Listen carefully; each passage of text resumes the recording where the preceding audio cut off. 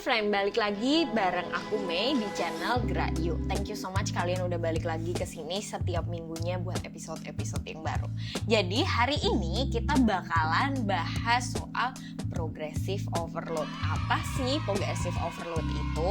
Terus gimana sih cara pengimplementasiannya? Oke, let's check it out.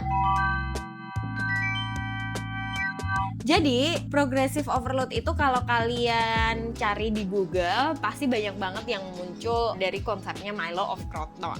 Jadi sedikit cerita aja, Milo ini tuh pegulat dari Yunani yang kuat banget deh pokoknya. Jadi konsepnya dia berlatih itu, dia gendong anak sapi, anak banteng sih actually. Tiap harinya dibawa tuh di panggul, terus dibawa dia muter-muter.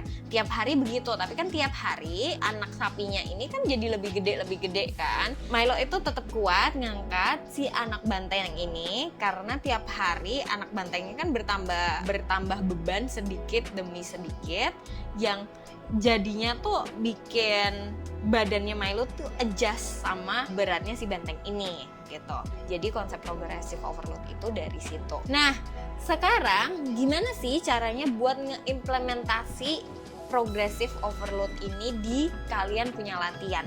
Satu, kalian bisa dengan memperbaiki kalian punya teknik di tiap gerakannya. Jadi nggak melulu harus beban itu salah satu caranya juga buat progressive overload. Tapi kalau tekniknya amburadul juga sama aja. Jadi teknik always come first. Tekniknya dulu dibenerin. Kalau misalnya tekniknya udah bener, betulin lagi basic gerakannya. Jadi kalau misalnya squatnya masih yang kayak lututnya masuk lah, terus pas naik valgus, kita ngomongnya valgus, lututnya valgus ke dalam lah, ya itu dibenerin dulu.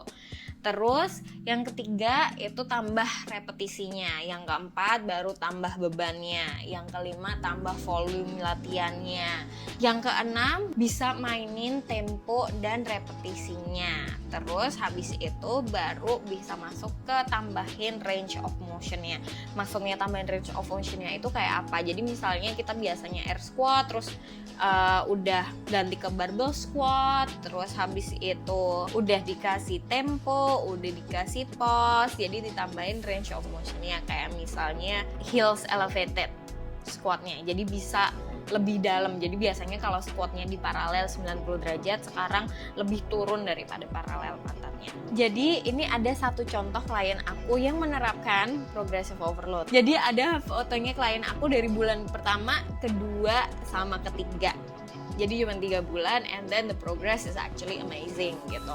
Karena satu, aku kasih dia latihan di progressive overload. Yang kedua, of course, mesti bukan jaga makan sih, lebih ke makannya itu harus lebih banyak dari biasanya. Itu kan makan lebih banyak tapi tambah singset, tambah bagus badannya. Kalau misalnya kalian mau kayak kok bisanya, coba klik link di bawah di bio, nanti ada satu caranya gimana kalian tahu kalori maintenance-nya di mana, terus baru bisa di surplus dari situ. Oke, semoga konten ini bermanfaat. Kalau misalnya kalian ada masukan, boleh di komen di bawah. Kalau misalnya ada pertanyaan juga boleh komen di bawah. Jadi thank you so much kalian udah ada di sini. Kalau konten ini bermanfaat buat kalian, please like, subscribe, and share it to your friend. Bye!